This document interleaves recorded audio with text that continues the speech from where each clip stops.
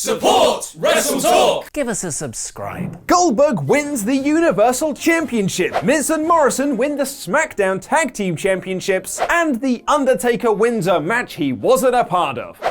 The old Brock Lesnar move. I am Luke Owen, and this is the WrestleTalk review of WWE Super Showdown 2020. The show opened with Gallows and Anderson beating the Viking Raiders in a pretty decent match, which felt like it was designed to put over AJ Styles in the Super Mario Kart Trophy Gauntlet match, which would then set up his Undertaker WrestleMania match. But that's not entirely accurate. That Gauntlet match actually kicked off the show and told the story of R-Truth being the underdog and oddly not Rey Mysterio, with Truth running wild with his most devastating move, comedy. It began with Bobby Lashley missing a spear and tripping over Truth to be eliminated, and then Truth accidentally fell on Andrade to pin him after butting heads. It wasn't particularly funny, to be honest, and it didn't get much funnier when Eric Rowan got himself DQ'd after hitting Truth with the steel steps after some cage shenanigans. What was funny was AJ Styles dancing, who then tapped out Truth with the calf crusher. I'm not entirely sure what any of this accomplished, but Truth's 24 network documentary looks like it'll be good, so there's always that. Styles then waited for Rey Mysterio to come out as the final entrant, but instead it was revealed that Gallows and Anderson had beaten him up backstage. AJ declared himself the winner, but a decision was made that AJ's opponent had to answer a 10 count in order to compete. Very much not beating that 10 count was The Undertaker, who had an entrance that lasted about the same length of time as 10 Ricochet versus Brock Lesnar's. It took so long that we got bored on our live stream and began to come up with alternate versions of The Undertaker,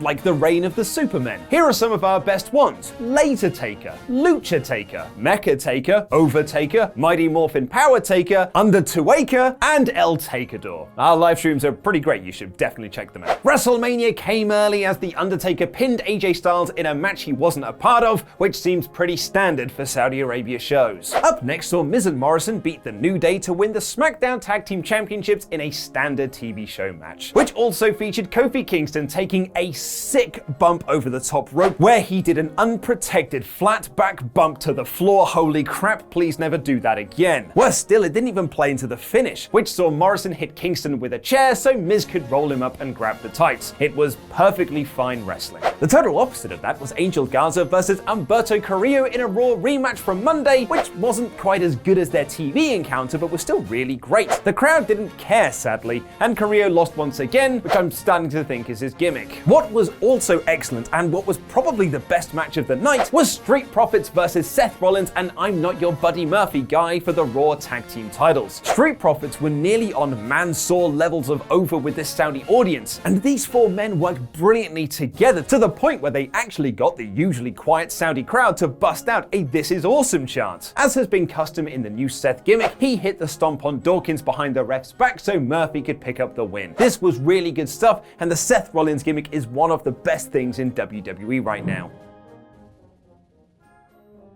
Speaking of good gimmicks that should be exposed more, happy-go-lucky local boy Manso got his biannual match against main roster talent, this time against Jobber to the Stars Dolph Ziggler. Dolph was good as usual in making the winning guy look great, and the crowd was super into Manso, but this was a victim of the tired WWE format of the heel beats up the face for 90% of the match before the face comes back and wins, which he did when he hit a moonsault on Ziggler. But Ziggler was quite far away, and Manso did not cover a great distance. So Manso's knees drove as hard as they could into the ribs and dick of Dolph Ziggler, which must have sucked. On Twitter, WWE actually advertised this match as a bout where scores had to be settled, which really does not add up whatsoever. And the only thing that had to be settled when all was said and done was Dolph Ziggler's ribs and dick. Apart from that little error, Manso really should be doing more work in WWE. It's a shame that he's only brought out for these events. I'm not saying put him straight onto the main roster, but I am certainly saying they should be actually pushing him on NXT. Like, what does he do outside of the Saudi shows? Does he go into a hyperbaric chamber so he can be reactivated like the Winter Soldier? Homecoming. Progress. Mechanical issues. We've also worked out the formula to have babyfaces win in their hometown, have the person who owns that town pay WWE to put on the show. Manso got more time on the mic after his match than Ricochet did in his WWE Championship bout. Hell, the promo video that aired before it lasted longer. Brock quite easily swatted away Ricochet's dropkick, hit some suplexes, picked him up, hit an F5 and won. 90 seconds. Brock Lesnar, the sweatiest man in all the land, didn't even break a sweat. The word burial can be thrown around a lot. I mean, we've been guilty of that in the past. But this was a total burial of Ricochet. Did Brock Lesnar hear about Saudi Arabia locking down into quarantine because of coronavirus and decided that he needed to get on his private jet and leave as quickly as possible? It will be interesting to see where WWE take Ricochet's character next. I have a lot of faith in Paul Heyman and think he's done exceptional work on Raw in 2020, but this is quite a redemption hill to climb. Or maybe they'll just treat this loss like they did for the build of the match and not even bother addressing it. Something I wish WWE could stop addressing is the never-ending feud between Roman Reigns and Baron Bloody Corbin, which has been going on, I kid you not, since November last year. November last year. It was last decade. But what makes it worse is that Roman and Corbin have had a natural climax, title of your sex tape, but it keeps getting artificially extended. Also the title of your sex tape. This has become an unwanted stench, and it's now inside a steel cage and was ungodly boring. These two plodded along doing the usual spots, and Roman eventually picked up the win after a Superman punch with a steel chain. Well, there's 30 minutes of my life I'll never get back. What? The match was only 13 minutes? I don't believe you. At least we can all thankfully say that the feud is over. Or is it? You know, we said the feud was over after the Royal Rumble, and then we said it was over after they covered Corbin in dog food. Can we confidently say that it's actually over this time when Elimination Chamber is next week? So yeah, I found that Roman Reigns and Baron Corbin cage match profoundly boring. Thankfully, Naomi's wicked sweet entrance woke me back up as she got ready to take on Bayley in WWE's newest gimmick match, a baggy t-shirt contest. Last year, WWE were allowed to put on a women's match in Saudi Arabia for the first time, which was between Natalya and Lacey Evans, who worked a very stiff and clunky choreographed match that really wasn't very good, as they had to play up the "yay, we're so happy to be here and this is such an honor" card. Bayley and Naomi was the total opposite of that, and is a contender for one of the better matches of the night. They actually told a story around their heel and face characters, the biggest of which was that Bayley has never beaten Naomi. They even got the crowd into the match by the end, with Naomi kicking out of the always devastating Bayley to belly before Bayley quite brilliantly trapped Naomi's worked over leg in her baggy shirt so she could hit the front-facing DDT for the win. This was pretty good stuff, and hopefully should lead to a big storyline for Bayley heading into WrestleMania, possibly against Lacey Evans, where she can then win for Team America and Spotswood. And then the main event happened. Hey, do you remember last year when Goldberg had an all-time horrible match against The Undertaker? A match that a lot of people think is one of the worst worked main events in company history? Well, one half of that match is now the top champion on SmackDown. This was really a battle of the entrances. Goldberg's entrance is never not cool, even when his pyro doesn't properly go off, and Bray Wyatt really has created something special with The Fiend, which,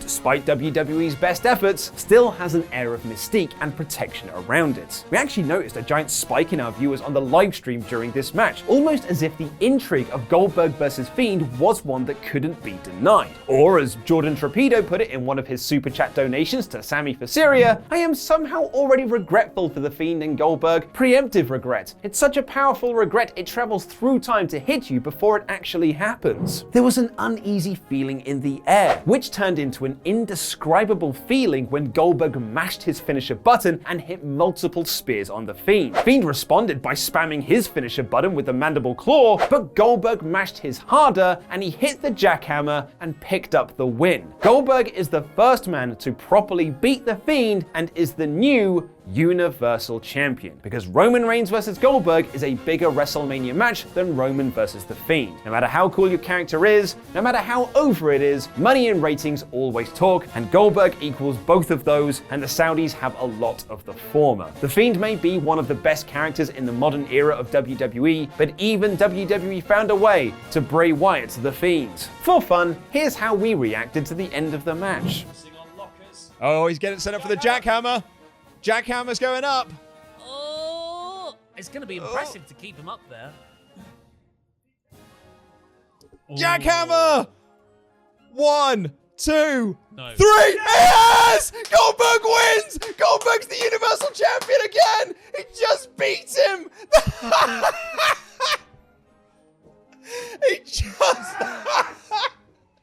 He just beat him. He just beat him.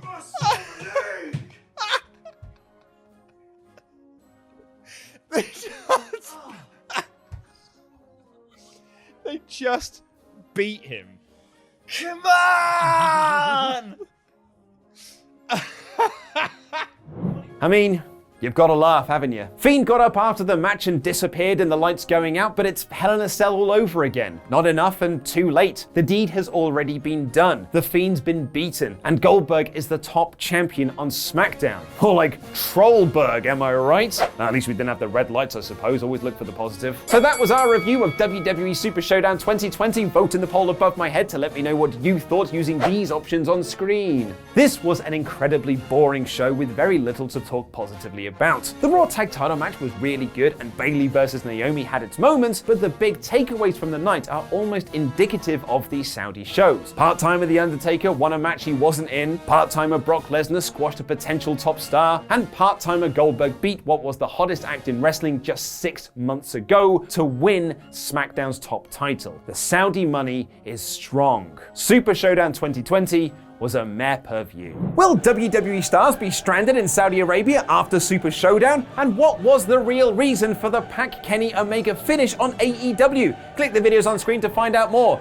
Thank you for watching, and a special thank you to our Patreon pledge hammers, some of which you can see scrolling their way into my stomach. I've been Luke Owen, and that was wrestling.